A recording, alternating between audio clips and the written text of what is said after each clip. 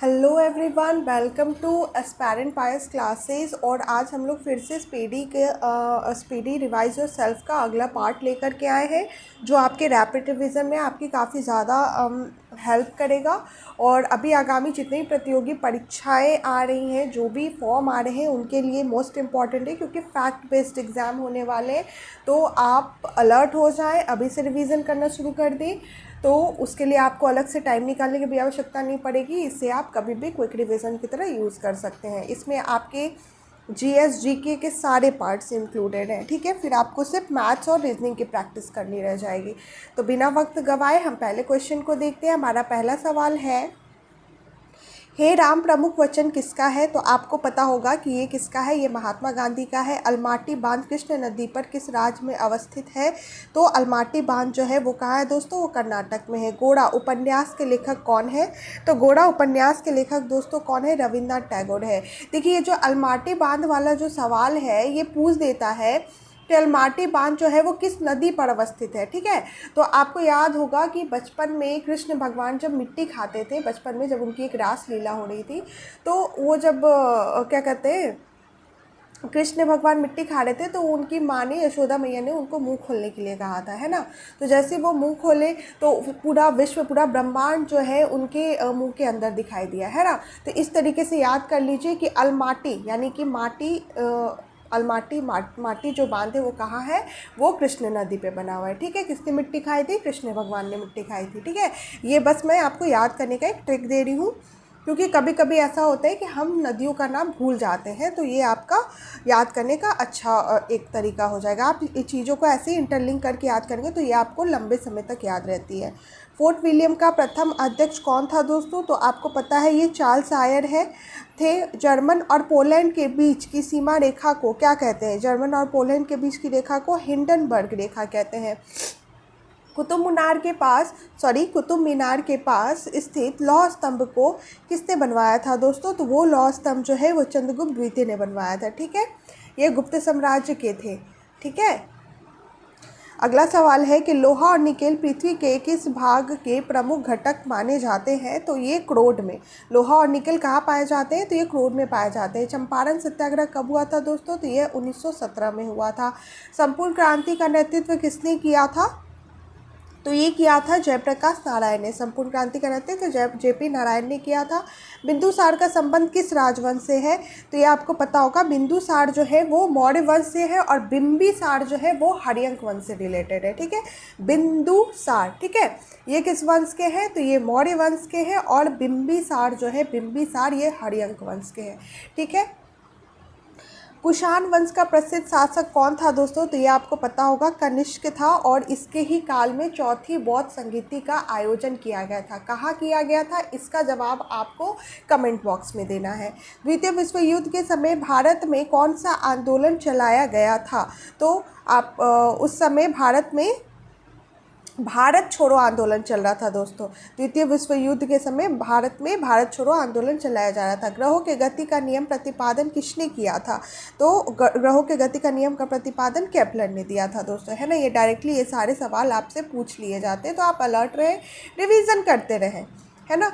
अगला सवाल है, घाना का प्राचीन नाम क्या है? तो घाना का प्राचीन नाम गोल्ड कोस्ट है दोस्तों। पीयूष ग्रंथि कहाँ पर स्थित होती है? तो ये स्थित होती है कहाँ? मस्तिष्क में, ठीक है। भारत का अंतिम अंग्रेज गवर्नर जनरल कौन था दोस्तों? तो ये लॉर्ड माउंटबेटन था, ठीक है। अगला सवाल है, परमाणु का केंद्र क्या कहलाता है? परमाणु का जो केंद्र होता है उसे क्या कहते हैं? उसको हम लोग न्यूक्लियस कहते हैं। इनकलाब जिंदाबाद का नारा किसने दिया था? तो ये दिया था भगत सिंह ने। टेनिस खिलाड़ी रोजर फेडरर किस देश के हैं? रोजर फेडरर जो है वो किस देश के हैं दोस्तों? तो वो है स्विट्जरलैंड के। खट्टे फलों में कौन सी विटामिन पाई जाती है? तो खट्टे फलों में सी पाई जाती है, ठीक है दोस्तों। अगला सवाल देखते हैं। अगला सवाल है, गोबर गैस संयंत्र का आविष्कार किसने किया था? तो ये किसने किया था दोस्तों? क्या कहते हैं उसको? सवी देसाई ने किया था। सुभाष चंद्र बोस का जन्म कहाँ पर हुआ था दोस्तों? तो ये हुआ था कहाँ? कटक में। कहाँ हुआ था? कटक में। वेदों की ओर लौटो, वेदों की ओर लौटो का नारा किसने दिया था? तो ये दिया था दयानंद सरस्वती ने। सलाल परियोजना किस नदी पर स्थित है? तो यह चेनाब नदी पर स्थित है। आप देखेंगे कि सिर्फ ये रेलवे नहीं, बिहार एसएससी में भी ऐसे ही वन लाइनर क्वेश्चन पूछे जाते हैं। ये वही बिहार एसएससी की मैं बात कर रही हूँ जो अभी इंटरमीडिएट लेवल का जो 2023 में जो फॉर्म भराया था, जिसका एग्ज़ाम डेट आ चुका है, तो इसमें भी ऐसे ही सवाल किए जाते हैं। तो आप इसको देखते रहें। उत्तर कोरिया तथा दक्षिण कोरिया के बीच स्थित सीमा रेखा किस नाम से जानी जाती है? तो ये 38वीं समानांतर रेखा, ठीक है। उत्तर कोरिया और दक्षिणी कोरिया को अलग करने वाली कौन सी रेखा है? तो वो 38वीं समानांतर रेखा है। देवदास उपन्यास के लेखक कौन है? तो ये है शरत चंद्र चटर्जी। कौन है दोस्तों? शरत चंद्र चटर्जी। अगला सवाल है कि विजयी विश्व का तिरंगा प्यारा किसका प्रमुख वचन है दोस्तों? तो ये है श्यामलाल गुप्त। किसका है? श्यामलाल गुप्त। जीवन रक्षक हार्मोन किस ग्रंथि को कहा जाता है? तो इसका सवाल आपको पता होगा। एड्रिनल ग्रंथि को हम लोग जीवन रक्षक आंदोलन कहते हैं। तुम मुझे खून दो, मैं तुम्हें आज़ादी दूंगा। ये कट गया दोस्तों। तो ये किसका कथन है? तो ये है किसका स्लोगन? सुभाष चंद्र बोस जी का है। अभिनेता राजकुमार का असली नाम क्या था? तो अभिनेता राजकुमार का असली नाम क्या था? तो उनका नाम था भूषण पंडित। क्या था? भूषण पंडित। पूर्ण स्वराज का नारा किसने दिया था? तो ये दिया था पंडित जवाहरलाल नेहरू ने। अगला सवाल देखते हैं। अगला सवाल है कि भारत में स्टॉक एक्सचेंज का नियमन कौन करता है?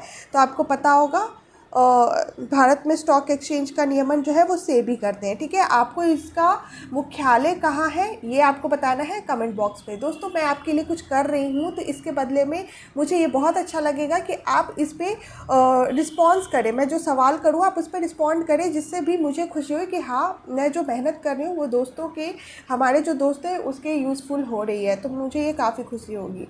मायोपिया से पीड़ित व्यक्ति किस लेंस का प्रयोग करते हैं? तो मायोपिया से पीड़ित लोग अवतल लेंस का प्रयोग करते हैं।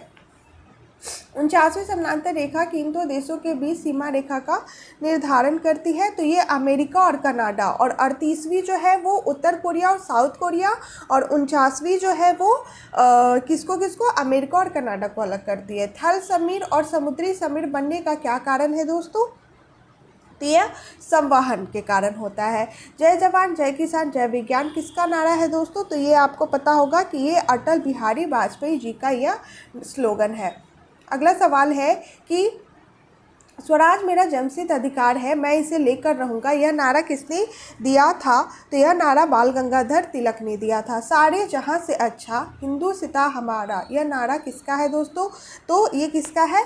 मोहम्मद इकबाल का। और इसी के साथ हमारा आज का ये क्वेश्चन सीरीज समाप्त होता है। अगर आपको हमारा ये इनिशिएटिव अच्छा लगता है तो आप ज़्यादा से ज़्यादा इसे लोगों को शेयर करें, लाइक करें, सब्सक्राइब करें, जिससे हमें भी मोटिवेशन आए और हम ऐसे ही तरह के अलग अलग तरह के क्वेश्चंस आपके लिए लेके आए, जिससे आपकी कंपटीशन में आप कंफर्टेबल महसूस करें। आपको कोई भी क्वेश्चन ऐसा ना रह जाए जो आप उसकी प्रैक्टिस ना किए हों।